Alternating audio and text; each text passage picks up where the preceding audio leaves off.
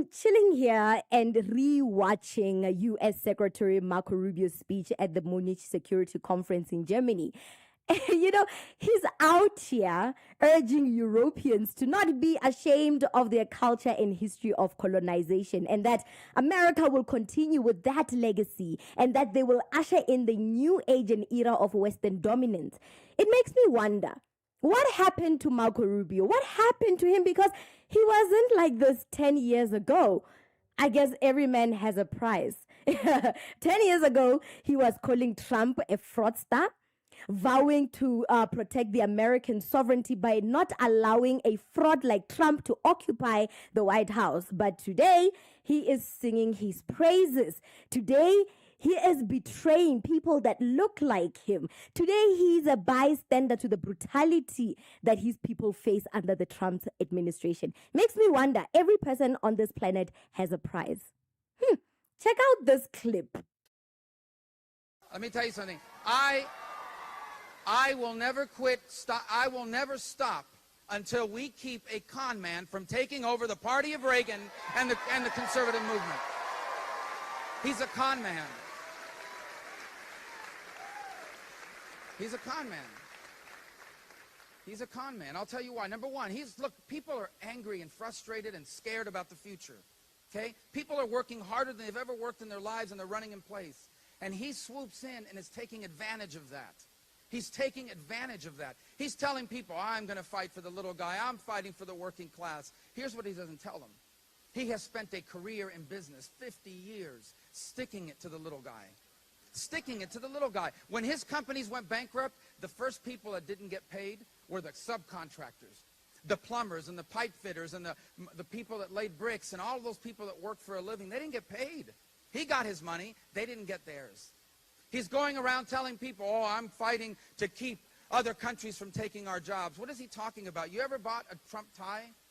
If you buy a Trump tie, you're not just getting a tacky tie. You're buying a tie made in China or in Mexico. Yeah, no, Marco Rubio is a funny man. Marco Rubio is a funny man. The way he switched on people makes me wonder what price was paid for him to become Trump's ice boy. Anyway, so basically, this Cuban man whose grandparents have been abused by the American government wakes up every day thinking he is one of them folks.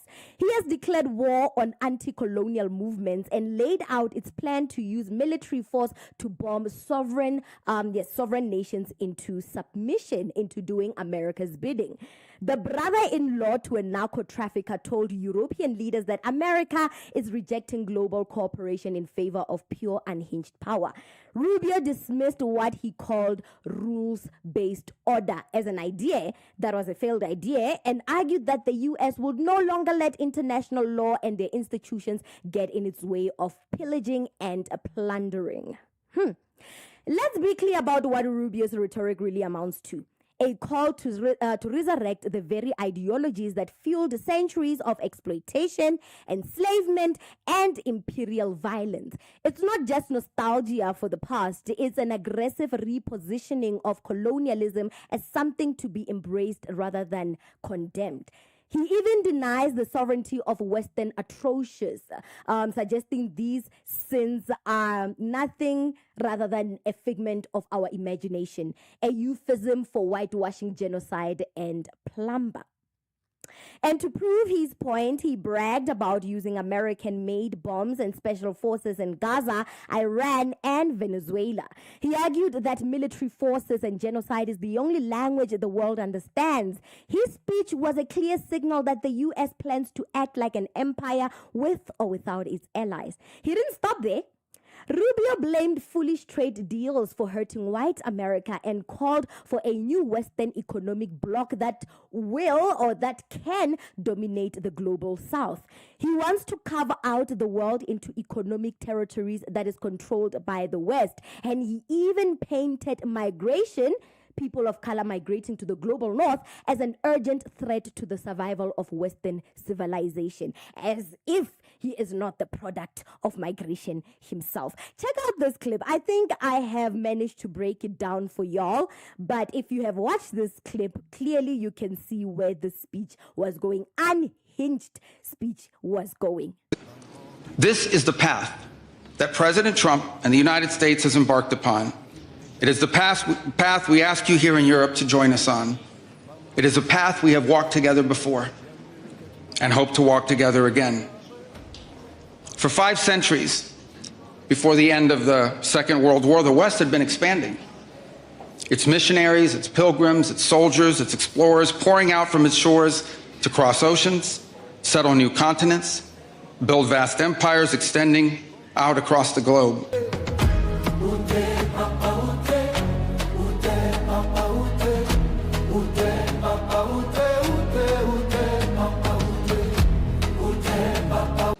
But in 1945, for the first time since the age of Columbus, it was contracting. Europe was in ruins. Half of it lived behind an iron curtain, and the rest looked like it would soon follow. The great Western empires had entered into terminal decline, accelerated by godless communist revolutions and by anti-colonial uprisings that would transform the world and drape the red hammer and sickle across vast swaths of the map in the years to come.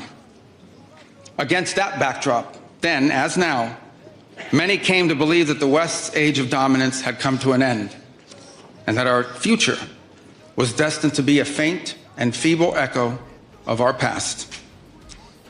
But together, our predecessors recognized that decline was a choice, and it was a choice they refused to make. This is what we did together once before, and this is what President Trump and the United States want to do again now, together with you.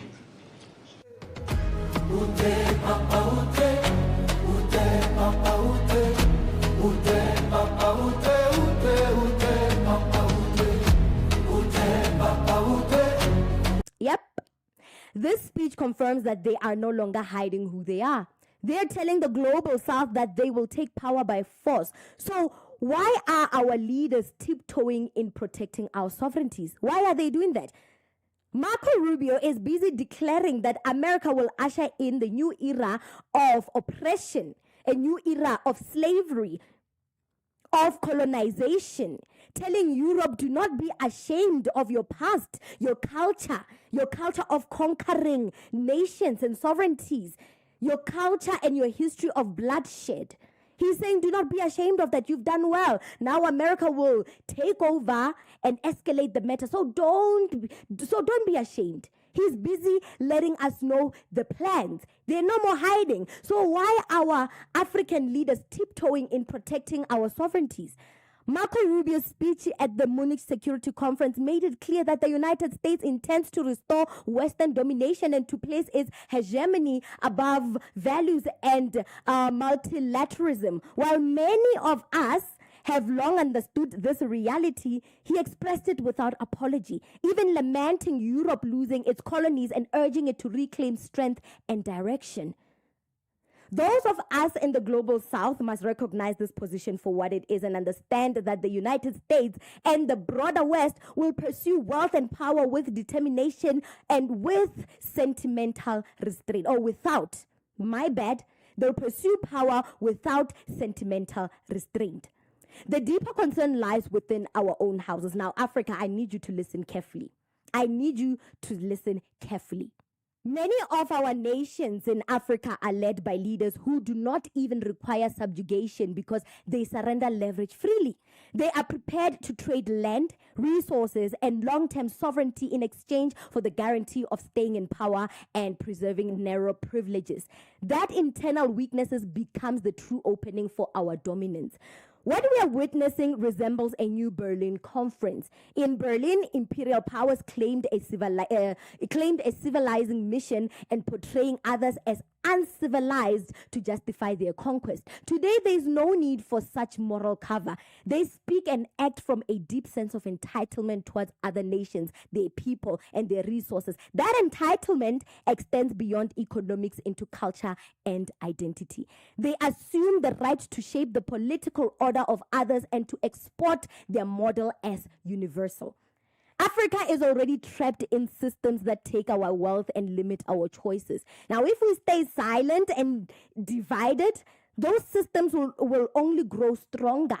And what little sovereignty we have left will slowly die and disappear right in front of our eyes if we do not take care of these leaders that we have today in power. If we do not get rid of these leaders that we have today in power, the little sovereignty we have left will slowly disappear, because they are clearly willing to sell us out. They are clearly willing to sell our resources in order for them to stay in power and salvage the little power their position gives them. At the Munich Security Conference, watching Marco Rubio, a Latino man, the son of a Cuban immigrant, stand in a room full of Western power brokers and romanticize colonial heritage was more than political theater for me. It was irony at its loudest.